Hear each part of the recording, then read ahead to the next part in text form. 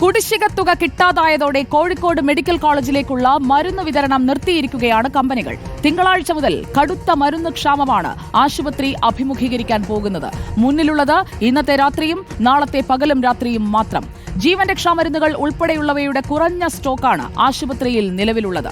സർക്കാർ അടിയന്തരമായി ഇടപെട്ടില്ലെങ്കിൽ സാധാരണക്കാരായ രോഗികൾ മരുന്ന് കിട്ടാതെ വലയും. ആ ബുദ്ധിമുട്ട് എത്രയെന്ന് കേൾക്കുവാദ്യം.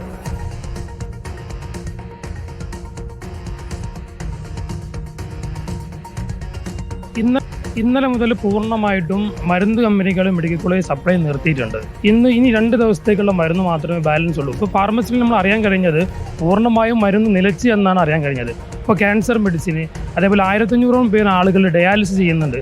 ഈ ഡയാലിസിസ് ചെയ്യാനുള്ള മരുന്ന് ഇവിടെയില്ല. അതേപോലെ സർജറിക്ക് ആവശ്യമായ ഉപകരണങ്ങൾ ഇവിടെയില്ല. അപ്പോൾ ആവശ്യമായ ജീവൻ രക്ഷാ മരുന്നുകളും ഇവിടെ നിലച്ചുകൊണ്ടിരിക്കുക. അപ്പോൾ സർക്കാർ പൂർണ്ണമായിട്ടും കോഴിക്കോട് മെഡിക്കലിൽ പ്രത്യേകിച്ച് ഒരു അവഗണനയാണ് ഉണ്ടായിട്ടുള്ളത്.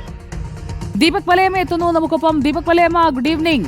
മരുന്നില്ലാതെ മരിക്കേണ്ട അവസ്ഥയിലേക്ക് പോവുകയാണോ അവിടുത്തെ ഗുരുതരാവസ്ഥയിലുള്ള രോഗികൾ? ഇത് കണ്ടിട്ടും എന്തുകൊണ്ട് ഇത് പരിഹരിക്കാനുള്ള നടപടി ഉണ്ടാകുന്നില്ല?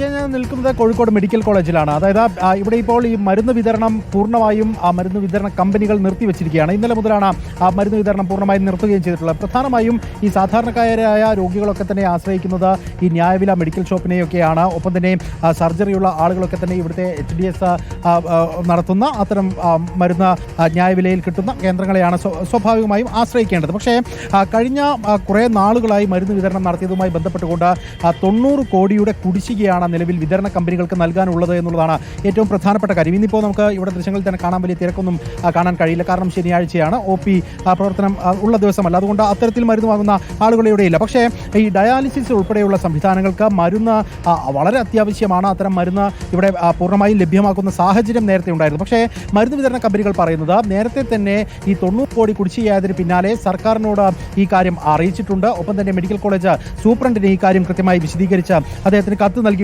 പക്ഷേ വേണ്ട രീതിയിൽ ഒരു നടപടിയും ഉണ്ടാകുന്നില്ല എന്നുള്ളതാണ്. കേവലം 60% ആ തുകയുടെ കാര്യത്തിൽ ഒരു തീർപ്പുണ്ടാക്കുകയാണെങ്കിൽ തുടർന്ന് മരുന്ന് വിതരണം നടത്താമെന്നുള്ള നിലപാട് സ്വീകരിക്കുകയും ചെയ്യുന്നുണ്ട്. പക്ഷേ ഇതിൽ സംഭവിക്കാൻ പോകുന്നത് സാധാരണക്കാരായ രോഗികൾ ഇവിടേക്ക് എത്തി കുറഞ്ഞ വിലയിൽ മരുന്ന് വാങ്ങി തിരിച്ചു പോകുന്ന സാഹചര്യം അത് ഇല്ലാതെയാകും. ഒരു സർജറിക്ക് ഉൾപ്പെടെ ആവശ്യമായ സാമഗ്രികൾ വാങ്ങിക്കണമെങ്കിൽ അത് വലിയ തുകയിൽ പുറത്തുള്ള സ്വകാര്യ മെഡിക്കൽ ഷോപ്പുകളെ ആശ്രയിച്ചുകൊണ്ട് വാങ്ങേണ്ട സാഹചര്യത്തിലേക്ക് എത്തുമെന്നുള്ളതാണ്. ഇപ്പോൾ ഏതാണ്ട് 1500 ഡയാലിസിസുകളുടെ കാര്യത്തിൽ ഇനിയിപ്പോൾ എങ്ങനെ മുന്നോട്ട് പോകണമെന്നുള്ളത് സംബന്ധിച്ചുള്ള മറ്റേതെങ്കിലും സൗകര്യം അല്ലെങ്കിൽ മറ്റേതെങ്കിലും ആശുപത്രിയിലേക്ക് പോകാൻ കഴിയുന്നവരാണോ ദീപക് മലയമ്മ? അവർക്ക് അടിയന്തരമായി ഇപ്പോൾ ഡയാലിസിസ് ആയാലും ശസ്ത്രക്രിയകളായാലും നമുക്ക് അധികകാലം നീട്ടിവെക്കാൻ കഴിയില്ലല്ലോ. പകരം എന്തെങ്കിലും സംവിധാനം ഒരുങ്ങുന്നുണ്ടോ അവർക്കായി?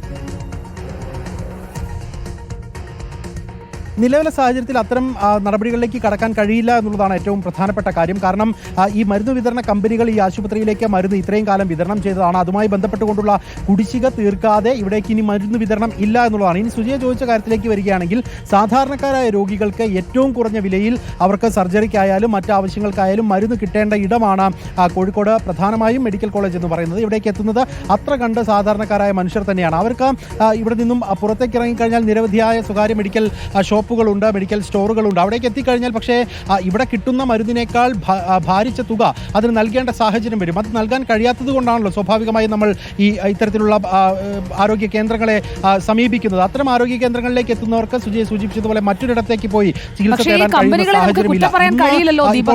ഈ കമ്പനികൾക്കുള്ള കുടിശ്ശിക എന്ന് പറയുന്നത് ചില്ലറയല്ല. 90 കോടിയോളം രൂപയുടെ കുടിശ്ശിക വന്നപ്പോഴാണ് അവർ ഈ മരുന്ന് വിതരണം നിർത്തിയത്. ക്രൂരന്മാരായതുകൊണ്ടല്ല, അവർക്ക് കയ്യിൽ കാശ് വേണ്ടേ? ഇതൊക്കെ സപ്ലൈ ചെയ്യുന്ന ആ സപ്ലൈ ചെയിൻ കൃത്യമായി പോകണമെങ്കിൽ ഇത് സംഭരിക്കാൻ കാശ് വേണ്ടേ ദീപക്?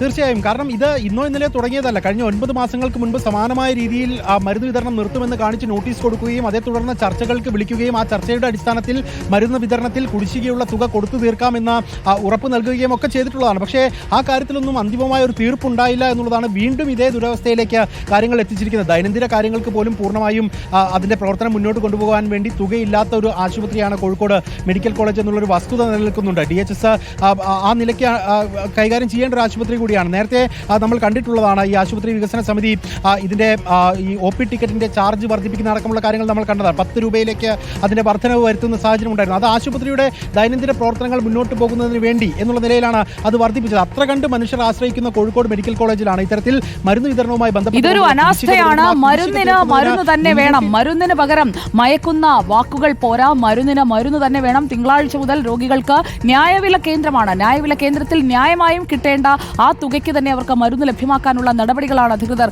സ്വീകരിക്കേണ്ടത്. ദീപക് മലയമ്മയാണ് ഇന്നും പരിഹരിക്കപ്പെടാതെ കിടക്കുന്ന ഈ പ്രതിസന്ധി നമ്മൾ നേരത്തെയും ചൂണ്ടിക്കാട്ടിയിട്ടുള്ളതാണ്. ആ കുടിശ്ശിക തീർത്ത മരുന്നെത്തിക്കാനുള്ള മാർഗമൊരുക്കണം അധികൃതർ എന്നതാണ് നമുക്കും അഭ്യർത്ഥിക്കാനുള്ളത്.